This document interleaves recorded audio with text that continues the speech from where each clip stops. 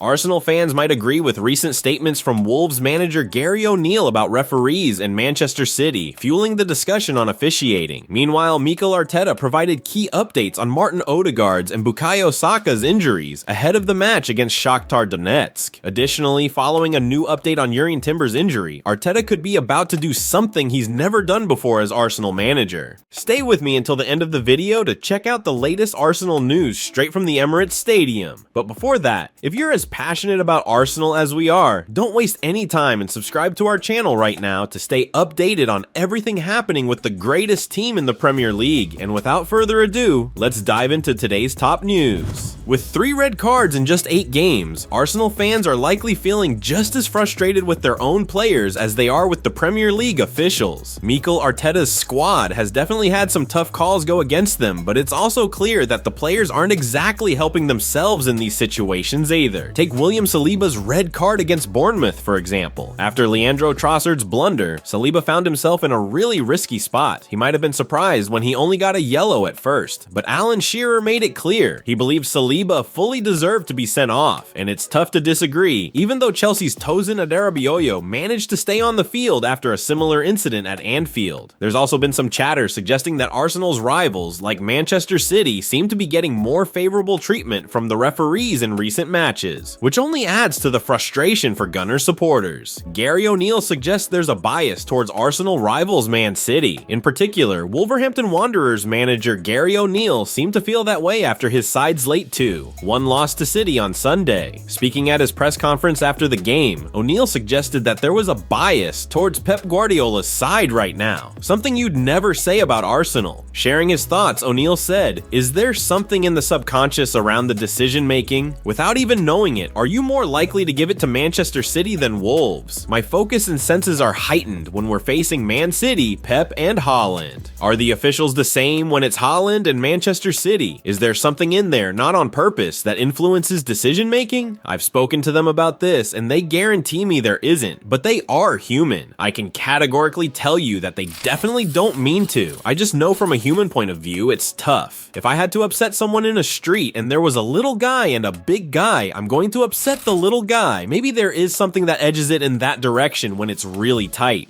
Even though Arsenal have a Champions League clash with Shakhtar Donetsk coming up on Tuesday, Arteta will undoubtedly have one eye on Liverpool's visit to the Emirates next weekend as well. With William Saliba suspended, it's likely that Ben White will move over to play at right center back, while Jurrien Timber could fill in at full back. However, what might be more on the minds of Arsenal fans is whether or not Ethan Nwaneri will finally secure a spot in the starting lineup. After the Bournemouth defeat, many supporters were quick to criticize Arteta's lineup, saying it lacked courage, especially when looking back at how things unfolded. But in the end, Arteta tends to stick with his own instincts, and it'll be intriguing to see how he handles the tricky Premier League challenges that are coming up. How he navigates this stretch will say a lot about his approach moving forward.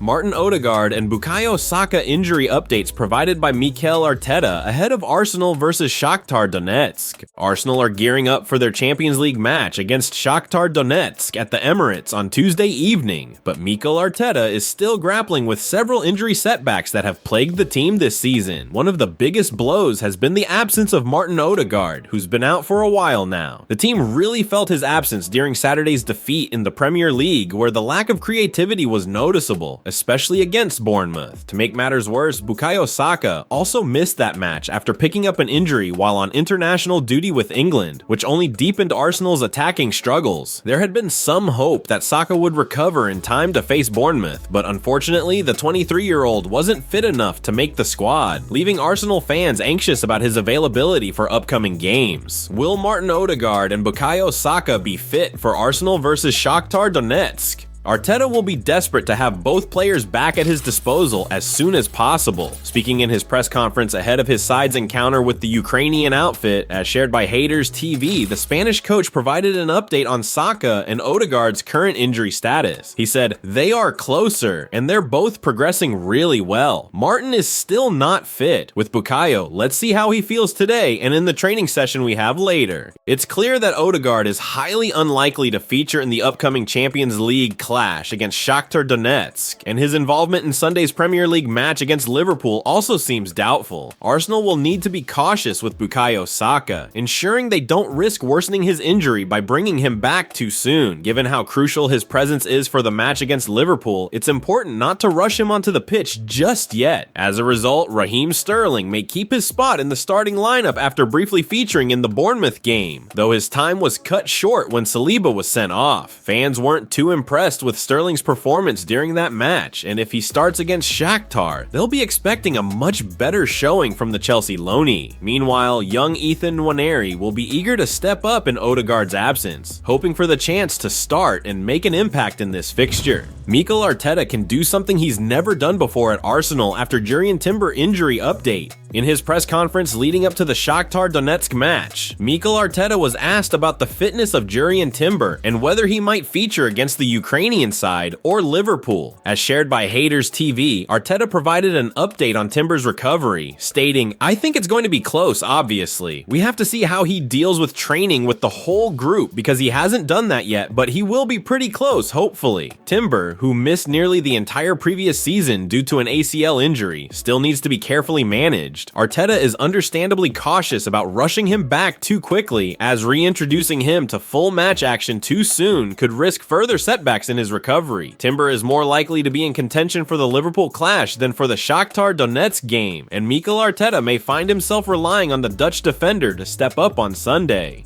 With William Saliba suspended, Arteta faces a challenge in deciding who will partner Gabriel Magalhaes at the center of defense. Former Arsenal winger Theo Walcott suggested that Ricardo Calafiori could move into the center, but this would leave a gap at left back. The same issue arises if Ben White shifts from right back to play centrally. Although Timber hasn't started a game at center back for Arsenal yet, it's a position he's familiar and comfortable with from his time at Ajax. As a right footer, he seems like a natural fit to replace Saliba alongside the left-footed Gabriel. Given the need for defensive stability, Arteta might be wise to give Timber his first run as a center back for Arsenal against Liverpool, keeping Calafiori and White in their usual fullback positions. This approach could provide balance to Arsenal's backline while maintaining the team's defensive structure. Mikel Marino vows to help Arsenal win trophies. Marino made his first start for the Gunners against Bournemouth last time out, and whilst he failed to produce his finest performance, the midfielder's profile promises that he will be able to have a positive impact for his new club. Marino is a real aerial threat, technically gifted on the ball, and will add extra physicality to the Arsenal midfield contingent. On top of that, the 28-year-old has also brought valuable winning experience with him. In a press conference ahead of the Gunners' Champions League clash with Shakhtar Donetsk, as shared by Haters TV, he was asked how he will help to deliver silverware. Marino said, "I think we have a pretty complete team, a pretty complete coaching staff as well. They all have that winning mentality as well. They might not have the experience yet because we also have a really young team. Like I said, I luckily have some experiences where I won trophies. So yeah, just the experience. When you have the moment of truth, when you are in the final or semifinals, to be able to keep that mentality, to keep that calmness, and try to do whatever you are doing on a daily basis that has made you get to that stage."